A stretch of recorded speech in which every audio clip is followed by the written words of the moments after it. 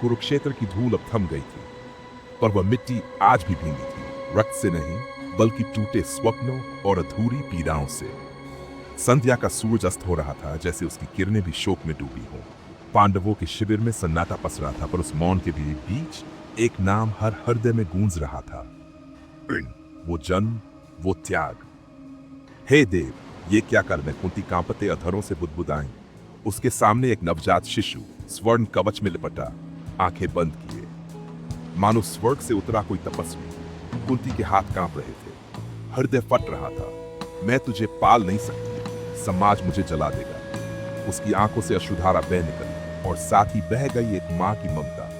टोकरी पानी में छोड़ते वक्त उसे बस एक फुसफुसाहट निकली, माफ कर देना बेटा, मैं मां होकर भी हार गई। नदी की लहरें उसे ले चली, हर लहर के साथ एक करुण पुकार गूंज रही थी, मेरा बच्चा, मेरा बेटा। अदिरथ, देखो देखो क्या पाया हमने। राधा की गोद में वह बालक अब चैन से सो रहा था, जैसे उसे वो छांव मिल गई हो जिसे उसने जन्म से पहले ही खो दिया था। राधा की आंखें छलक पड़ी। तेरा कोई नाम हो या ना हो, पर मेरी ममता तुझे अपना बना चुकी है। तू अब मेरा बेटा है कर्ण, मेरा। गुरु द्रोण, मुझे भी शिक्षा दीजिए। द्रोण की आंखों में झिझक नहीं बल्कि निर्णय था। तुम एक सूतपुत्र, धनुर्विद्या, ये उच्च कुलों का अधिकार है। कर्ण की आंखें भर आई। क्या मेरी प्रतिभा से बड़ी है मेरी जाति? उसका स्वर कांप रहा था, पर संकल्प स्पष्ट था, मैं अर्जुन से श्रेष्ठ बनूंगा, क्योंकि मेरी प्रेरणा घृणा नहीं, पीड़ा है। मैं परशुराम का श्राप। मैंने झूठ कहा, क्योंकि सच कहता तो आप मुझे अपनाते ही नहीं। परशुराम के चेहरे पर ठंडी कठोरता थी। तू छल करके आया और अब श्राप भोगेगा।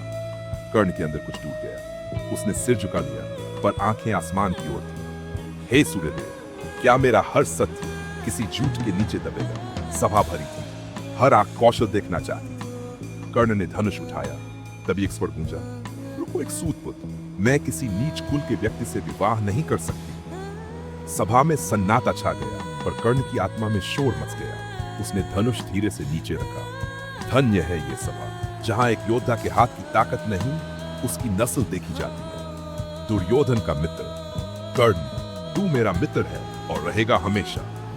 दुर्योधन ने उसका हाथ थामा, बिना संकोच, बिना सवाल।